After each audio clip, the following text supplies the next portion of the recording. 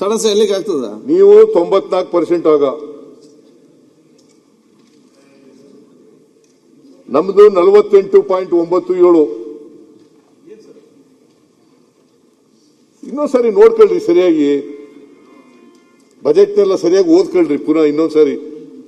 Budget ಪುಸ್ತಕ ಓದಿದೀಯ ಪುರಾ? ಏನಂತ ಹೇಳಿದ್ದೀನಿ ಕೊನೆಯಲ್ಲಿ? ಈ ಕೊನೆಯಲ್ಲಿ ಏನಂತ ಹೇಳಿದ್ದೀನಿ ಹೇಳಪ್ಪ.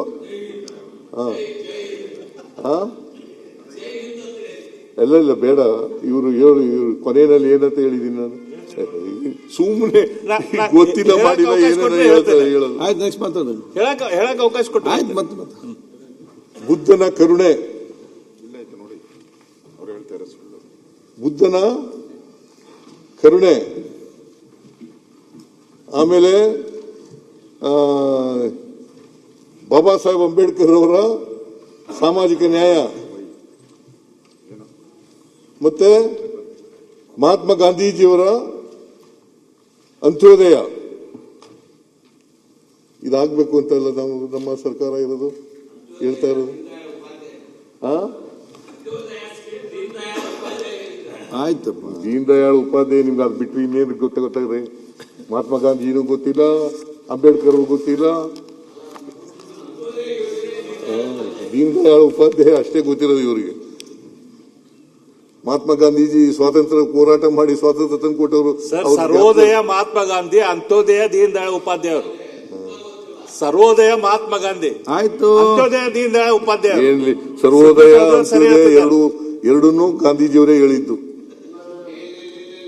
ನೀವು ಗಾಂಧೀಜಿಯವರ ಆತ್ಮಕಥೆ ಓದಿದ್ದೀರಾ? ಬಜೆಟ್ನಲ್ಲೇ ಹೇಳ್ತಾ ಇರೋದು. ನೋಡಪ್ಪ, ನಾನು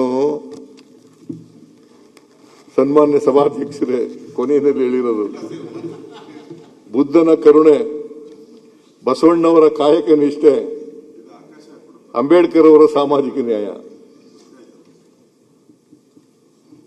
ನೀನು ಓದಿದ್ದೀನಿ ಸುಮ್ನೆ ನನಗೆ ಬುರುಡೆ ಹೊಡೆದು ಬಿಟ್ರೆ. ಸರ್, ನನಗೆ ಹೇಳಿಕೆ ಅವಕಾಶ ಕೊಡ್ತಿಲ್ಲ ನೀವು. ನಾ ಒಂದ್ ನಿಮಿಷ ಹೇಳ್ಬಿಡ್ತೇನೆ, ನೀವು ಕೊಟ್ರೆ ಟೈಮ್ ಅದು ಹೇಳಿದ್ರಲ್ಲ ಈಗ.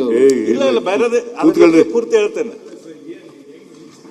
ಆಗ ನೀವು ಎದ್ದು ಮಾತ್ರ ಆಗ್ತದ? ಆಗ ಎದ್ದು ಮಾತಾಡ್ಬೇಕು, ಮುಗಿಸಿ. ಇಲ್ಲ. ಆದ್ರಿಂದ ನಾವು ಇವತ್ತು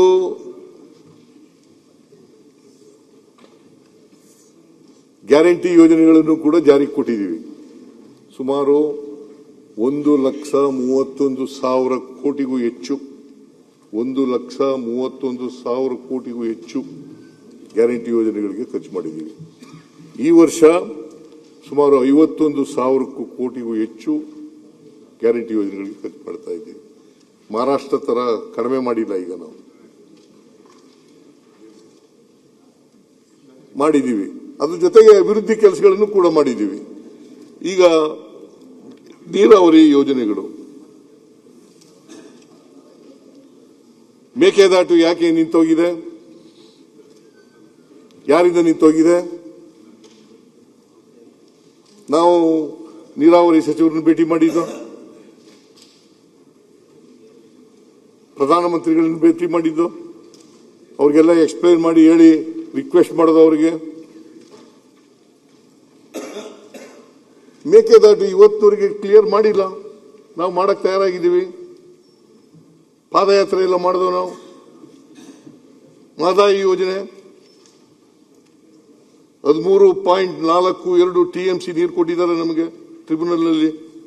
13.42 TMC ನೀರನ್ನು ಕೊಟ್ಟಿದ್ದಾರೆ. ಅದನ್ನು ಬಳಸ್ಕೊಳಕ್ ಆಗ್ತಾ ಇಲ್ಲ. ಫಾರೆಸ್ಟ್ ಕ್ಲಿಯರೆನ್ಸ್ ಯಾರ ಹತ್ರ ಆಗಬೇಕು? ಎನ್ವೈರನ್ಮೆಂಟಲ್ ಕ್ಲಿಯರೆನ್ಸ್ ಯಾರಿಂದ ಆಗಬೇಕು? ಯಾಕೆ ಮಾಡ್ತಾ ಇಲ್ಲ? ತೀರ್ಮಾನ ಆಗಿದೆ, ಈಗ ಟ್ರಿಬ್ಯುನಲ್ ತೀರ್ಮಾನ ಆಗಿದೆ, ಕೋರ್ಟ್ನಲ್ಲಿ ತೀರ್ಮಾನ ಆಗಿದೆ.